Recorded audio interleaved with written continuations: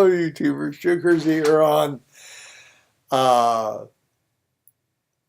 Wednesday, April 20th, 2016 at 1850 Eastern Time. Now, first I'd like to say a big happy birthday to Dan Fry down in Queensland, Australia. I can't remember what particular year it is, but happy birthday, Dan. I've been joking back and forth with him about calling it, happy effing birthday, happy fucking birthday, because that's just my way. I always said Merry fucking Christmas, and Happy Mother's Day for all you mothers out there. I mean, that's my way. I'm sure he knows that. But happy birthday, Dan. A lot of fun to work with you 2 years back now, coming up on 2 years back. And maybe we can figure out another idea we can do together again. So we shall see. I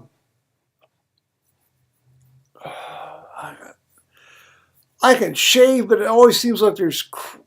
well, enough of that. Be gone, personal considerations. Now, the sort of the agenda for today was, not so much for me, but for Paul, was to see if this guy would call him back from the job interview yesterday. Well, he didn't. So to sort of leap ahead in the timeline, Paul called down to try to track him down around 3:30 this afternoon.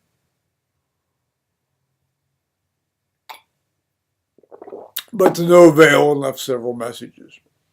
Meanwhile,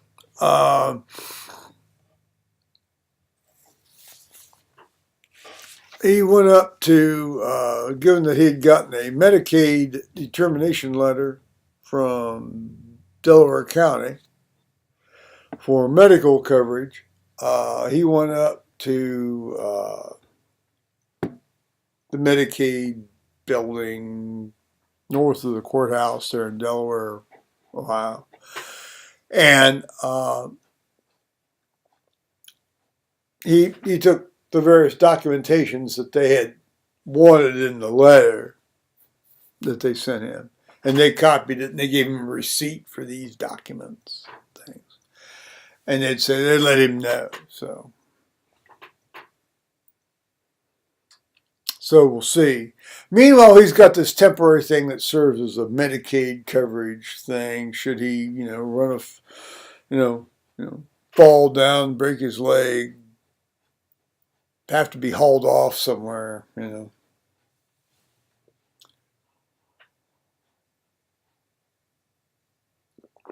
that's coverage of a sort.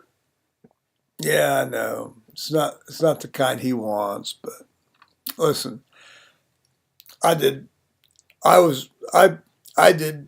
anesthesia on Medicaid patients a lot. Probably 1/6, maybe slightly more than 1/6 of my practice was Medicaid, a little bit more than that. It was pretty much free. It was pretty much pro bono. The longer cases, maybe I made maybe a $10, $20 thing for a 7-hour case, something like that. But the way I viewed it was, I'm practicing under a state license monopoly. I have no problem taking care of people that can't pay up to a certain point. Now, obviously, I don't want to make that the bulk of my practice, but it's only right that I do my fair share. Because I never got really quite the hard on that some other guys got about that. I've talked about that before, actually. Now,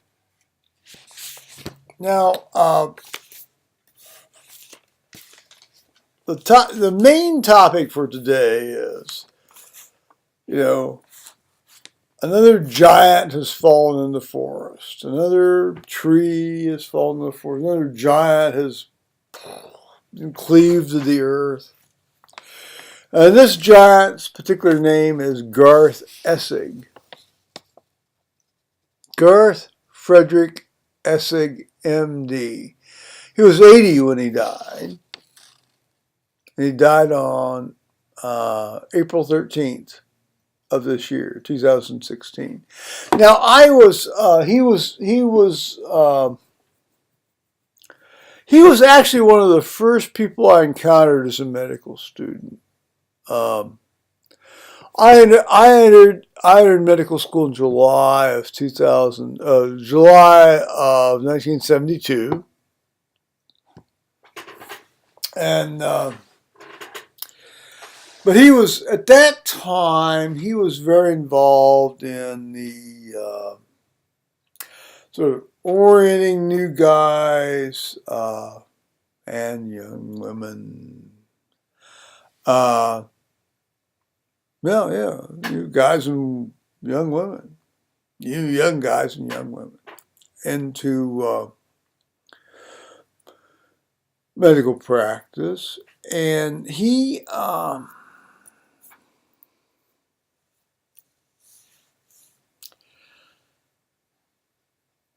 was an OBGYN guy. He mostly did obstetrics, but he also, obviously did OBGYN. All these guys do both. Well, not necessarily. I have a friend out in San Francisco, or Palo Alto, actually, California, that does primarily just only high-risk obstetrics. She has, as far as I know, she doesn't do any stuff. But, there are very few people who can pull that off, but she's been able to do that. Go Nancy. I sure wish I could talk to you and sit in the kitchen with you and have a few drinks with you. Tell some stories.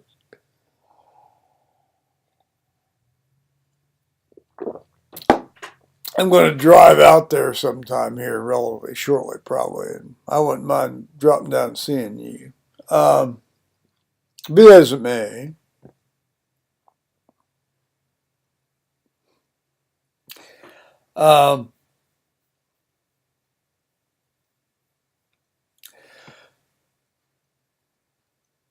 So no, let's just get to the meat of the story. Why am I dancing around what's the fun part? I do that sometimes. I don't know why. No, all the people's names I mentioned this are dead now. Yeah, the couple that might not be dead, I'll disguise a bit. Anyway, Dr. Essig, Garth, well, they call him, the obituary kept calling him Garth, but I always do, I was thinking of any of these folks as Dr. this or Dr. If they trained me, Dr. Essig. And his partner was Dr. Nicholas Teteris. And they would often do tag team lectures for these lectures about clinical stuff and they were talking about how doctors have different personalities and they have patients that are attracted to different personalities. And I've often said that. I mean, patients go to doctors that are like or closely like,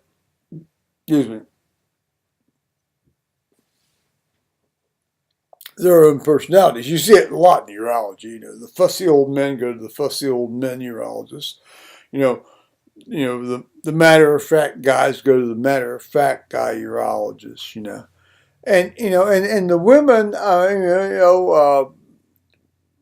they're just here, scrape this out, check this out on my hoo-hoo.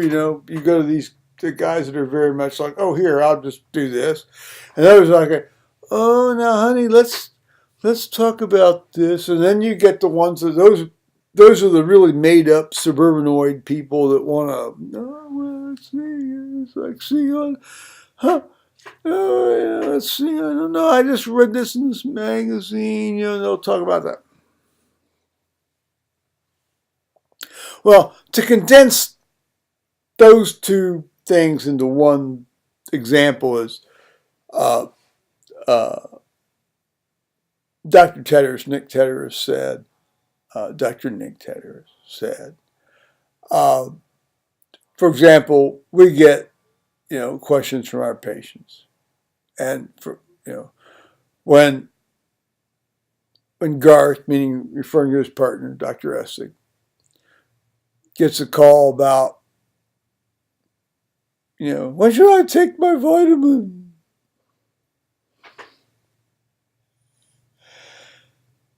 And Dr. Tedder's, went in this thing like this. He says, now Garth will talk to him about it.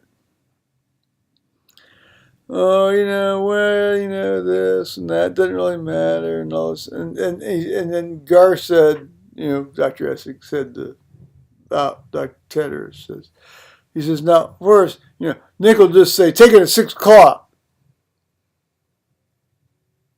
So you see, you get two different groups of patients, two different personality groups, and two different, and they gravitate to, the personality group. That was probably not the best way to explain it, but that's today's example on that one. Anyway, this man died, and he looks very much like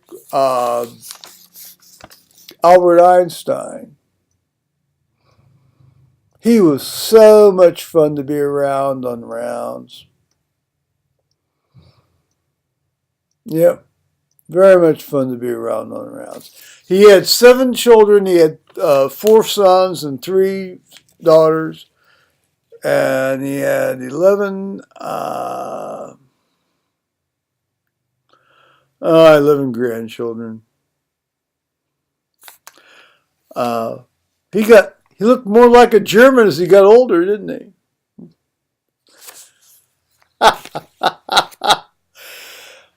And what's interesting is, I got a cough on this one. I read this thing and I said to myself, I didn't see the name of a dead wife or an ex-wife. I didn't see that. Read through it again. Nope. No wife. No ex-wife. There's a mention of a long-term companion, but I know the long-term companion. And I would have known about this had I known this was going on. I mean, I would have known if she'd mothered 7 children. Shit. Unless I'm more clueless than I think, which, by the way, is entirely possible. It's entirely possible. I am not the sharpest knife in the drawer when it comes to this stuff.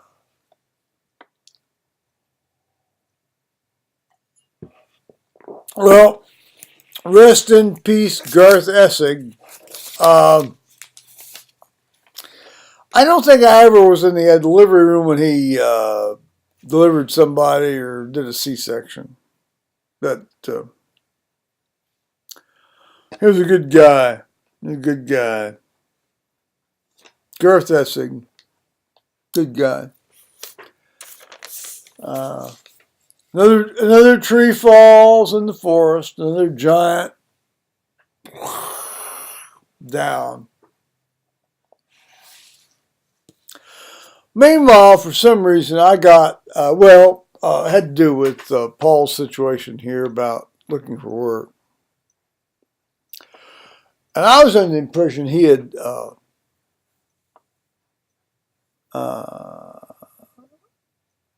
applied to other places. Well, now see, I said to him, how many places did you apply to? He said, oh, just the one that he was dealing with yesterday and today. And then later I said, well, now, how many did you, I was under the impression that you'd applied to a number of others, and I listed some local establishments that were, had for, hiring signs up. He says, oh, well, yeah, I did. I'm thinking, now, you'd think, see, you don't, you would think you would know if you'd applied he's in desperate straits here. He's in desperate straits here. He's on the thinnest of ice.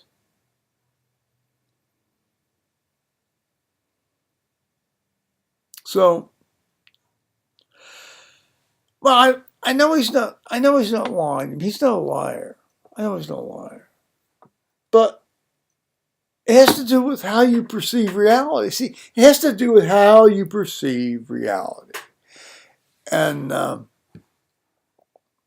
want to spend the rest of my life with somebody who doesn't perceive reality as reality, quite honestly. I don't know. I'm not running a charity hospital here, guys,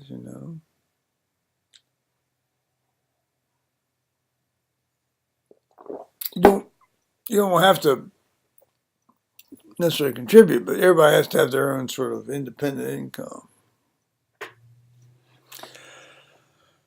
On the lead up to that little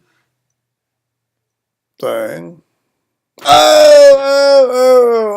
tell you, I told you I told you he went up to the welfare place and got, well, if I didn't, he did. He went up to the welfare place and got a document thing. We got talking about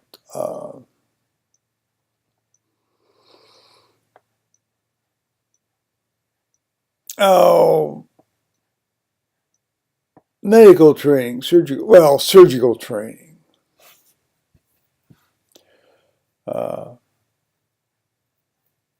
When I was involved in what it might be like now, I have no idea what it's like now.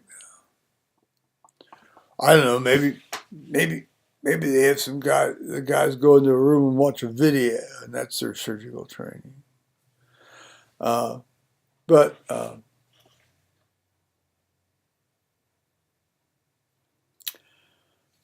one of the things I liked, without getting the actual training part of it, it had to do with how people conducted themselves in the operating room.